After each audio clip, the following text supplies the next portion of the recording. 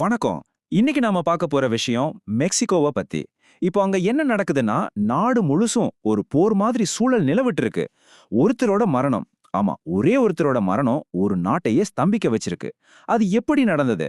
இந்த முற்றுகைக்கு பின்னால இருக்கிற சிக்கலான உண்மைகள் என்னென்னன்னு நம்ம ரொம்ப விரிவா பார்க்க போறோம். நீங்க கொஞ்சம் கற்பனை பண்ணி பாருங்களேன். நகரங்கள் எல்லாம் புகை மண்டலமா இருக்கு. ஏர்போர்ட்ல மக்கள் தங்களோட லக்கேஜ் எல்லாம் விட்டுட்டு ஜூன் பிழைச்சா போதும்னு ஓடுறாங்க. தெருக்கள்ல எந்த நேரமும் துப்பாக்கி சத்தம் கேட்டுக்கிட்டே இருக்கு. இது ஏதோ சினிமா காட்சி இல்ல. இதுதான் இப்போ மெக்சிகோல நடக்கிற நிஜம். இந்த பயங்கரமான குழப்பம் எப்படி, ஏன் ஆரம்பிச்சது? இந்த நெருக்கடி எவ்வளோ தீவிரமானதுன்னா, அமெரிக்கா, இந்தியா, ஆஸ்திரேலியான்னு பல நாடுகள் தங்களோட குடிமக்களுக்கு அவசர பயண எச்சரிக்கை விடுத்திருக்காங்க. மெக்சிகோவுக்கு போகாதீங்க, அங்க நிலைமை சரியில்லைன்னு சொல்றாங்க. அப்போ இது வெறும் மெக்சிகோவோட உள்நாட்டு பிரச்சனை மட்டும் இல்ல, இது உலக அளவுல கவனத்தை ஈர்த்திருக்கிற ஒரு பெரிய சம்பவம். இவ்ளோ பெரிய கலவரத்துக்கும் குழப்பத்துக்கும் மையப்புள்ளி யாருன்னு பார்த்தா அது ஒரே ஒரு ஆள் தான். ஒரு மிகப்பெரிய போதைப்பொருள் சாம்ராஜ்யத்தோட தலைவன். அவனோட மரணம் தான் இவ்ளோ பெரிய நெருப்புக்கு திரிய கொளுத்தி போட்டிருக்கு. இவரோட பேர் தான் எல் மென்சோ. மெக்சிகோவிலே ரொம்ப கொடூரமான ஒரு கார்ட்டல், அதாவது ஒரு போதைப்பொருள் கும்பல். அதோட பேரு சிஜேஎன்ஜி. அந்த கும்பலோட தலைவர் தான் இவரு. இவர் ஒரு சாதாரண கிரிமினல் கிடையாது. சொல்லப்போனா ஒரு தனி அரசாங்கத்தையே நடத்திட்டு வந்தவர். அமெரிக்காவுக்கு இவர் எவ்வளோ பெரிய தலைவலியா இருந்தாருன்னா, இவரை பத்தின தகவல் கொடுக்கறவங்களுக்கு $15 மில்லியன், அதாவது நம்ம ஊர் கணக்குல கிட்டத்தட்ட 125 கோடி ரூபாய் பரிசு தொகை அறிவிச்சிருந்தாங்க. எல் மென்சோவோட கதை இருக்கு பாருங்க, அதுல நிறைய நம்ப முடியாத திருப்பங்கள் இருக்கு. அமெரிக்காவால வேண்டான்னு சொல்லி நாடு கடத்தப்பட்ட ஒருத்தர் மெக்சிகோவுக்கு திரும்பி வந்து ஒரு போலீஸ் அதிகாரியா வேலைக்கு சேர்றாரு.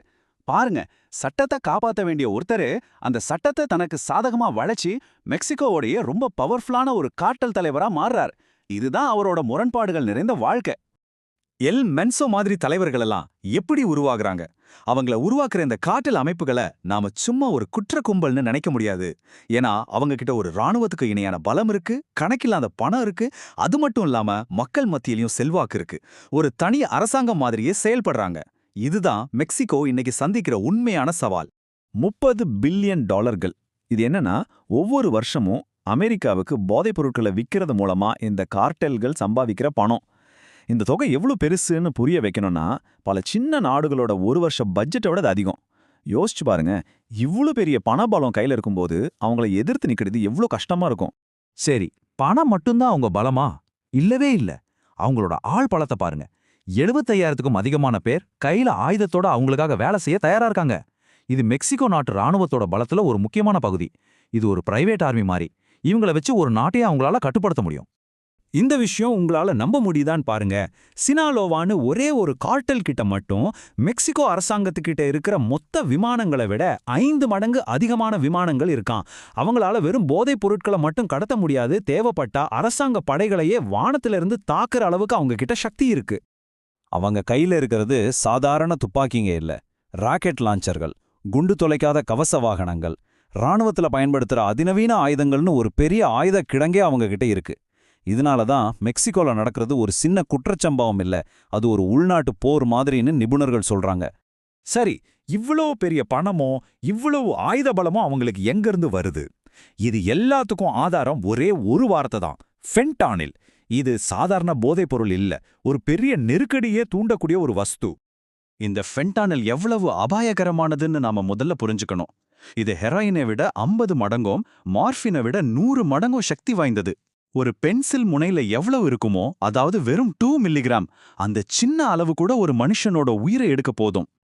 இந்த பயங்கரமான போதைப்பொருளோட பாதிப்பு மெக்சிகோவோட நிக்கல, அது அமெரிக்காவையே நிலைகுலைய வச்சிருக்கு. ஒவ்வொரு நாளும் நூத்துக்கணக்கான பேர் இதனால இறந்து போறாங்க. இதனால ஏற்படுற வருடாந்திர பொருளாதார நஷ்டம் மட்டும் $1.5 ட்ரில்லியன். இந்த தொகை பல நாடுகளோட மொத்த உள்நாடு உற்பத்தியை அதிகம். இது ஒரு ஹெல்த் கிரைசிஸ் மட்டும் இல்ல, இது ஒரு பெரிய பொருளாதார பேரழிவு. சரி, இந்த போதைப் பொருள் மூலமா வர்ற கோடிக்கணக்கான கருப்பு பணம் எப்படி வெள்ளப்பணமா மாறுது? இது ஒரு சாதாரண விஷயம் இல்ல, இது ஒரு பெரிய உலகளாவிய நெட்வொர்க். கொஞ்சம் கவனமா கேளுங்க. முதல் படி, கார்ட்டல்கள் அமெரிக்கால ஃபென்டனைல வித்து டாலர்ல காசு பார்க்கறாங்க. 2வது படி, அங்க இருக்கிற சீன நாட்டை சேர்ந்தவங்க அந்த பணத்தை எல்லாம் வசூல் பண்றாங்க. 3 மற்றும் 4வது படிகள்ல அந்த டாலர் பணத்தை சீனாவோட பணமான யுவானா மாத்தி அந்த பணத்தை வச்சு சீனாவில இருந்து பொருள்களை வாங்குறாங்க. கடைசி படி, அந்த பொருள்களை மெக்சிகோக்கு கொண்டு வந்து வித்து போதைப்பொருள் பணத்தை சுத்தமான சட்டப்பூர்வமான பணமா மாத்திடுறாங்க. பார்க்கறதுக்கு ரொம்ப புத்திசாலித்தனமான திட்டம் மாதிரி இருந்தாலும் இது ரொம்பவே கொடூரமானது. இந்த மூல ஆதாரம் முன்வைக்கிற ஒரு அதிர்ச்சிகரமான குற்றச்சாட்டு நாம இப்போ நடுநிலையோடு பார்க்கலாம். அதாவது பல வருஷங்களுக்கு முன்னாடி மேற்கத்திய நாடுகள் சீனா மேல அபின் போர்களை நடத்தினாங்க இல்லையா, அதுக்கு பழிவாங்கிற விதமா ஒரு நவீன கால பதிலடியா சீனா ஃபென்டானில பயன்படுத்தி அமெரிக்காவை அழிக்க முயற்சி செய்யுதுன்னு அந்த ஆதாரம் சொல்லுது. இந்த கதையில இன்னொரு முக்கியமான நாடு இருக்கு, அதுதான் அமெரிக்கா. எல் மென்சோவை கொல்றதுக்கு பின்னாடி வாஷிங்டனோட அழுத்தம் எந்த அளவுக்கு இருந்துச்சு? இந்த சர்வதேச அரசியல் மெக்சிகோவில் நடக்கிற போரை எப்படி தனக்கு சாதகமா மாத்தி அமைச்சது? இந்த ஆதாரம் என்ன சொல்லுதுன்னா, ட்ரம்ப் நிர்வாகம் மெக்சிகோவுக்கு ஒரு நேரடியான எச்சரிக்கையை விடுத்தது. நீங்க அவனை ஒழிக்கலனா நாங்க அவனை பிடிச்சு ஒழிப்போன்னு ரொம்ப கடுமையான ஒரு நிலைப்பாட்டை எடுத்ததா சொல்லப்படுது. இது வெறும் அரசியல் அழுத்தம் இல்ல, இது ஒரு நேரடியான இறுதி எச்சரிக்கை. அமெரிக்காவோட இந்த அழுத்தம் உண்மையிலே வேலை செஞ்சுதா? ஆமான்னு சொல்லுது இந்த ஆதாரம். கார்டெல் தலைவர்களே தங்களுக்குள்ள பேசிக்கிற ஒரு வீடியோ வெளியாயிருக்கு. அதுல ட்ரம்ப் நிர்வாகத்தோட கொள்கைகளால தங்களால முன்ன மாதிரி சுதந்திரமா செயல்பட முடியலன்னு அவங்களே புலம்புறது பதிவாயிருக்கு. சரி, ஒரு பெரிய தலைவனை வீழ்த்திட்டாங்க, அப்போ போர் முடிஞ்சிடுச்சா? நிச்சயமா இல்ல. உண்மையில போர் இப்பதான் ஒரு புது நிச்சயமற்ற கட்டத்துக்குள்ள நுழைஞ்சிருக்கு. ஒரு தலைவன் போனதும் அந்த இடத்த பிடிக்கிறதுக்காக ஒரு புது போர் ஆரம்பிச்சிருக்கு. பழிவாங்கலுக்காக கார்ட்டல்கள் அமெரிக்க குடிமக்களை தாக்கலாங்கிற பயம் இப்ப அதிகரிச்சிருக்கு. இந்த குழப்பத்துக்கு நடுவுல தான் மெக்சிகோ உலகக்கோப்பை கால்பந்து போட்டியை நடத்தவும் தயாராகி வருது. ஒரு தலைவரை அழிக்கிறது ஒருவேளை சுலபமா இருக்கலாம், ஆனா அவர் விட்டுட்டு போன அந்த வெற்றிடத்தை நிரப்புறது தான் உண்மையான சவால். அப்போ ஒரு பக்கம் அரசாங்கம் இருக்கு, இன்னொரு பக்கம் அரசாங்கத்தை விட சக்தி வாய்ந்த கார்டெல்கள் இருக்கு. இது எல்லாத்துக்கும் பின்னால சர்வதேச அரசியல் சக்திகளும் இருக்கு. இந்த சூழ்நிலையில நாம எல்லாரும் நம்மளையே கேட்டுக்க வேண்டிய ஒரு அடிப்படை கேள்வி இதுதான். ஒரு குற்றக்கும்பல் ஒரு நாட்டையே முட்டி போட வைக்கும்போது உண்மையில அந்த நாட்டுல யார் ஆட்சியில இருக்காங்க? இதை பத்தி நீங்க என்ன நினைக்கிறீங்கன்னு யோசிச்சு பாருங்க.